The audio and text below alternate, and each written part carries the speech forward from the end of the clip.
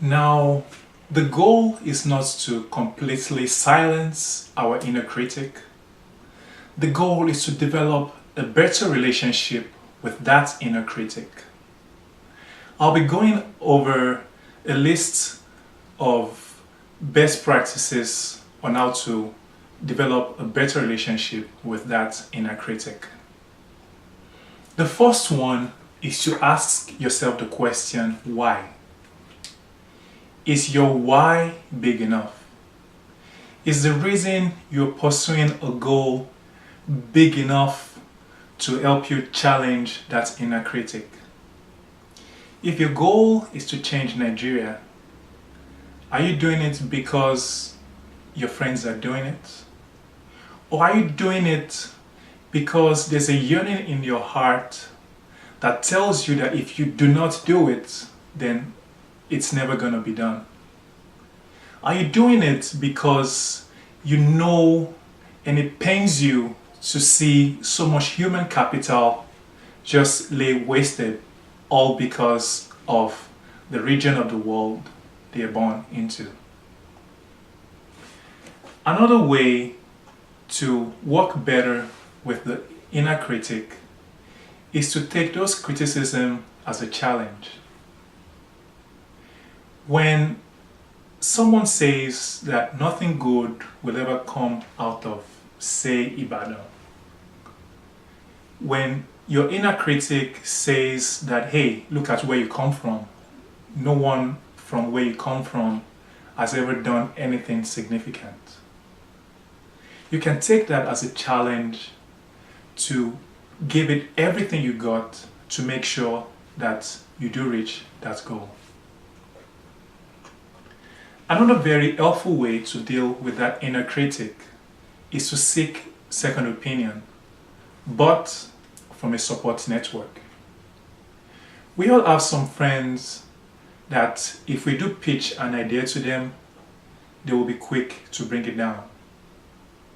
And we also have some, maybe your mom, that's always encouraging, always listens through, and always finds ways to motivate you and encourage you to push through and follow that goal.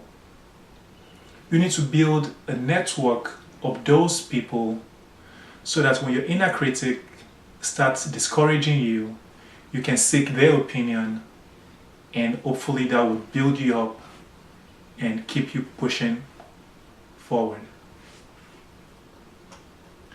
Another good way to work with the inner critic is to write down your past heroic efforts. Many of us have been in situations where we just know that we are not getting out of this situation without any miraculous thing happening. But somehow we got through those situations. Maybe it's a test you were going to take and you fell sick and you only had 2 days to prepare for it. But somehow you were able to muster enough hard work, confidence, where you didn't even know those existed in you. Think back about all those occurrences, record them, and in moments when your inner critic gets you down, review those to see that, there's a lot more in you than you might be thinking at that point in time. Similarly to that, read. Read a lot. Read inspiring stories of other people that pushed through and did things that are heroic. Another thing that helps deal with the inner critic is knowledge. Sometimes when we're ignorant of a certain goal we're trying to achieve, then we make it look bigger than it really is. Is changing Nigeria really that hard? If all it is getting one person to think more about others instead of themselves alone, that's something we can do. And think about it. If all of us just decide to get one person to care more about the community than they do right now, and those do it for one more person, and one by one, we're starting to see that change that we thought was impossible in the country. So when you read and understand how life works, how you as a person work, and then goals that might seem too huge, we might be able to break it down into manageable tasks that we can definitely achieve, and our inner critic will not try to get us afraid of pursuing. Another thing that helps deal with the inner critic is finding and creating environments where it's okay to fail. Now, I'll share this story about me to illustrate this. About 3-4 years ago, I decided to learn how to ride a bicycle. Now, before then, I did not know how to ride a bicycle. So I went to the bike shop with my friend, picked up a bicycle. I couldn't ride it, so I broke it down, threw it in my car, and went home. Now, I didn't learn how to ride in daylight. I waited till it was nighttime, till it was dark. I went to the backyard and tried to balance. Sometimes I would walk the bike about 5-10 minutes to an empty parking lot, and all by myself in the dead of the night with no one watching, maybe some stranger walking by.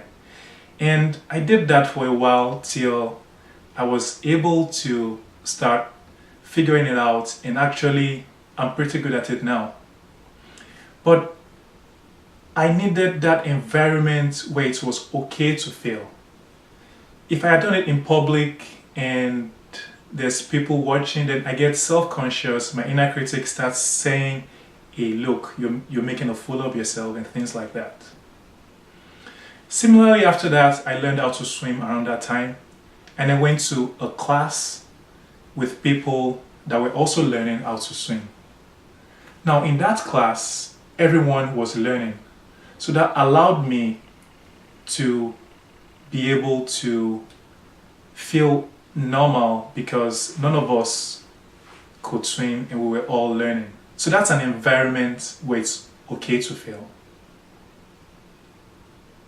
Another thing that helps to deal with our inner critic is to embrace being vulnerable. Now, there are some people you know that it just seems like they don't care. If there's anything they want to do, they just do it. Those are people that have embraced being vulnerable. For me, after learning how to ride a bicycle, after learning how to swim, I started embracing being vulnerable. I realized that for every skill there is in the world, you're going to start out being very bad at it. And eventually you get a little better with more practice, with more encouragement, with more instruction, with more mentoring. Then your level of expertise increases. There was a time that Michael Jordan was very bad at basketball. That could have been when he was 2, when he was 3. It could have been, well, it's not when he was in his 20s. But for any skill, everyone starts from that bottom. And the more you learn how to embrace being vulnerable, then it doesn't look like a big deal anymore. It's not about being stupid or feeling like a rookie, feeling like you're making a fool of yourself.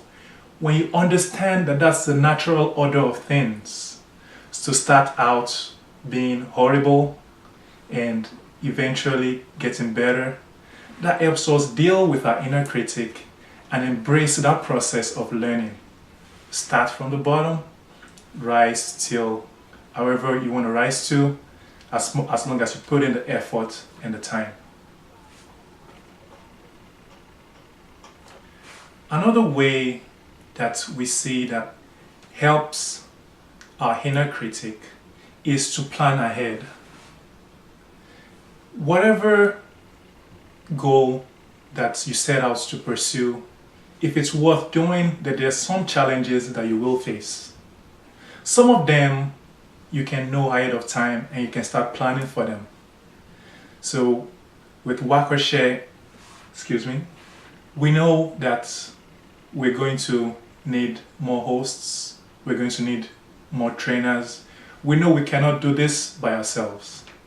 So we planned ahead. We know that just a few of us cannot reach that scale that we're looking to get to. So what did we do? Well, we have initiatives like Train the Trainer. There are other people out there, in many cases, that are more skilled than us, that are willing to share their expertise, their time in reaching the goals that we set out to also reach. So we can plan ahead for that, so that when the inner critic tells us that we don't have enough people, we can tell that inner critic that, hey, we know we don't have enough people, we've planned for it, and we're going to keep working on it. Another way to work with the inner critic is to be an explorer, to explore different roles. What I mean by that is to try different things. Here at Wakose, we have different programs that we're looking to build where people can just try different things out. Try dancing, try public speaking, try picking up a new sport. The more you do that, the harder it is for your inner critic to tie you to a limited role. The last point I'll talk about with dealing with the inner critic is to live our lives by values. Once we start living our lives by values, then certain things don't even come into question. When a value you live with is honesty, then when your inner critic starts telling you that you're not being practical or you're not considering all your options, if that value of honesty is something you subscribe to, then it allows you to be able to define what it is that you find acceptable and not. And everything else is not really a question that the inner critic can bring up.